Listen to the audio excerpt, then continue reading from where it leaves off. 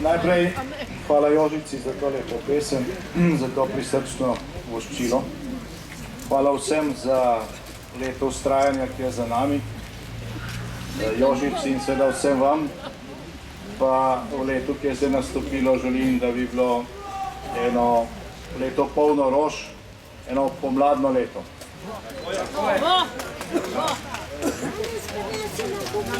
Zdaj, ključen pogoj za to, da bodo leta, katero smo stopili, ali pa leta, ki so pred nami, dejansko pomladna, pa je reforma, o kateri je prej govoril Aleš Primc. Brez vladavine prava v Sloveniji ne bo pomladi. Ta zakonodajni paket, ki ga je zdaj dal odbor v razpravo, je ključnega pomena. Potrebne so zakonodajne spremembe in potrebne so tudi kadrovske spremembe. Dokler bodo ljudje, ki jih imate tukaj na transparentih, vladali po teh hišah sramote po Ljubljani, toliko časa ne bo pomladi.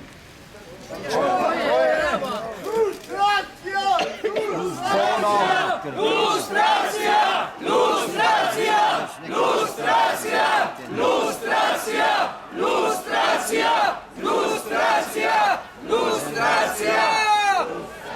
Zdaj, ko govorimo o zakonodaji, običajno govorimo na splošno. Govorimo o stvareh, ki jih je potrebno urediti in ki bi morale veljati enako za vse. Polno konkretnih problemov bilo iznesenih tukaj, na teh zborovanjih, pa tudi sicer, ki so se zgodili v Sloveniji ob nefunkcioniranju vladavine prava. Veliko je tega omenjenih v manj nakladnih medijih, ampak ta razprava nekako ne pride do večine slovenske javnosti. Zakrito je to z različnimi dogodki, stvari, ki so zelo konkretne in povedne, se običajno drugače interpretirajo, zamegljujejo in ljudje potem na koncu niti ne vejo, kaj je belo in kaj je črno. Mogoče en tak zadnji primer za boljše razumevanje. Nekje sredi lanskega leta se je začela velika gonja proti reformam, ki smo jih naredili za to, da bi se velika bančna luknja v Sloveniji sanirala transparentno. Vlada je takrat povabila tuje strokovnjake, da tukaj pomagajo. In začela se je velika gonja o tem, kako velike plače imajo. Res so bile velike, ampak mnogi posamezniki v državnih bankah, ki so povzročili bankno luknjo, so imeli še višje plače. Po njih ni nihče poročal. Ampak od potekano nadje o visokih plačah in o domnevnih nepravilnostih se je zgodila zamenjava. Zgodila se je zamenjava, pravzaprav čez noč, in na ta mesta so ponovno prišli dobri, stari, preverjeni kadri ali pa tisti, ki so jih ti kadri poslali. Takrat je bilo nekaj kritike po slovenskih medijih, celo v Financah je nekaj pisalo o tem. No in poglejmo nadaljevanje. Nekaj dni po novem letu smo lahko na spletni strani Nova TV 24 prebrali korespondenco, dopisovanje med ministrom oziroma med državnim sekretarjem na Ministrstvu za finance Metodom Dragonjo in predsednikom vlade Mirom Cerarjem. Tam v Dragonja piše najprej, kako se proti njemu, je malo pokritiziran v financah zaradi tega cunamija, kako se proti njemu vodi neka gonja. V drugem pismu pa mu piše, kako za to gonjo stoji Slovenska demokratska stranka in kako vesta so to medijsko kampanjo, ki je nikjer ni bilo sicer, proti njemu vodi Andrej Šircelj. No in poglejmo naslednji korak. Niso se še ta sporočila dobro usedla v njihove poštne predale.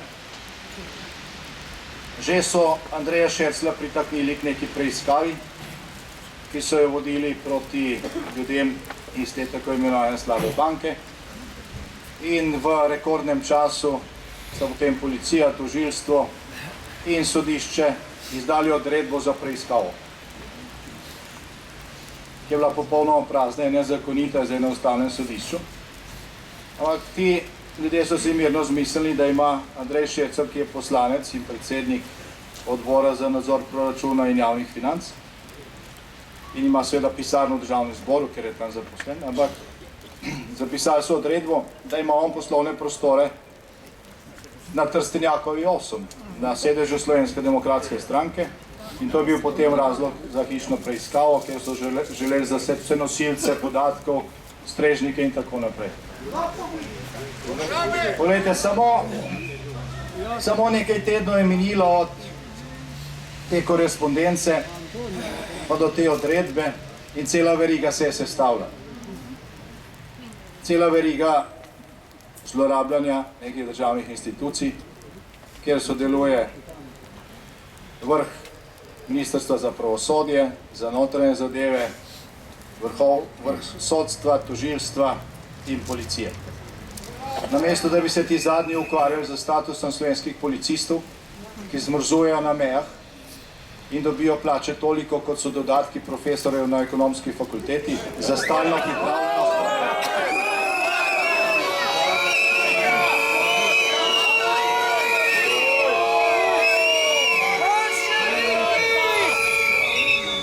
Skratka, namesto da bi se ukvarjali s tem, so vzpostavili nek paralelni, sporedni sistem neke mini policijske države, kjer uporabljajo cel ta aparat, celo to verigo za obračunavanje s političnimi tekmeci, z opozicijo v tem primeru.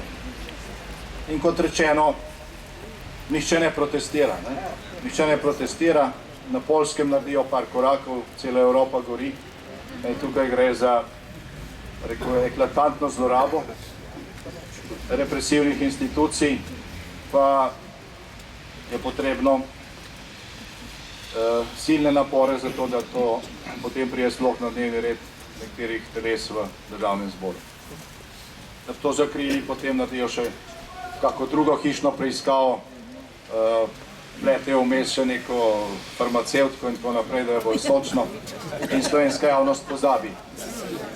Slovenska javnost pozabi, da se je zgodila neka velikanska zloraba. Vsak tretjerazredni honorarni novinar lahko ugotovi, kje ima Andrej Šircelj poslovne prostore. Kaj šele policija oziroma kriminalistična služba z vsemi svojimi sredstvi. Pa kljub temu napiše, da je to na sedežu Slovenske demokratske stranke in želijo potem zaseti vse podatke. Zdaj tako šlamastičnega načina se ne bi spomnili niti v Belorusiji. Tudi tam verjetno to boljš maskirajo. V Sloveniji pa imajo občutek, da to ni treba. Da je tako nobenih posledic, da lahko počnejo, kar hočejo. Policija prav vse tožilstvo, tožilstvo prav vse policija predlagala, sodnica molči, hkrati zavrne ta ista sodnica podatke o bančni luknji za preiskovalno komisijo in, kot bi rekel pokojni dr. Jože Pučnik, nikomor nič. Nikomor nič. Vendar se to kopiči, preproge, pod katere se tlači takšne primere, so že zelo polne, na vseh koncih štrlijo ven, to vpliva na stanje nasploh, ne samo zavesti, in tega zgolj z neko medijsko propagando in zakrivanjem ne bo možno večno držati tam, kjer je bilo skrito. Tudi rezultati zadnjega referenduma so dokazali, da pač, če naj bo propagandni stroj še tako močan, naj se še tako laže in potvarja in tako naprej, in še vedno obstaja na 100.000 ljudi, ki mislijo svojo glavo. Vendar pa je vedno tako, da vsak, ki misli svojo glavo, velikokrat misli, da je sam. Začer gleda televizijo in tam govorijo čist nekaj drugega. Mogoče prebere po pomoti še kak časopis čez dan, vidi, tam pišejo čist drugače in misli, da je sam, ne? Misli, da je sam in potem je rajš tiho, ne? Ker velikokrat misli, pa se vsi drugi mislijo drugače, ni tako, ne? Se on samo dal zobe in si povzročil sramoto, če on govoril tisto, kar misli. Tako da je zbiranje, to, kar vi počnete tukaj, vztrajanje na tej nevralgični točki, bistvenega pomena za te spremembe. To je lahko detonator, sprožilec teh sprememb. Vedno se spremembe začnejo tako, da nekaj ljudi ugotovi, da pa so stvari drugačne, ne? Da je mogoče pa ta obleka, ki jo ima cesar, ni neka najnovejša milanska moda, ampak da je gol. In si potem upa tudi povedati in potem se to razširi. Teda pa sami vemo, kako deluje voda, ne? Kapljica na kapljico pa se povzroči sprememba, ne? Ampak tukaj te kapljice, ki jih predstavljajo vaše zborovanja, seveda padajo na najbolj trden beton režima.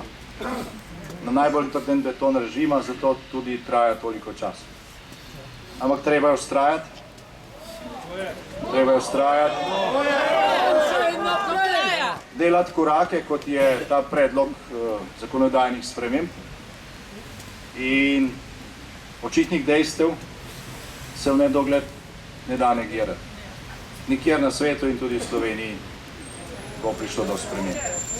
Torej pred nami, trdno verjamem, je pomladno leto.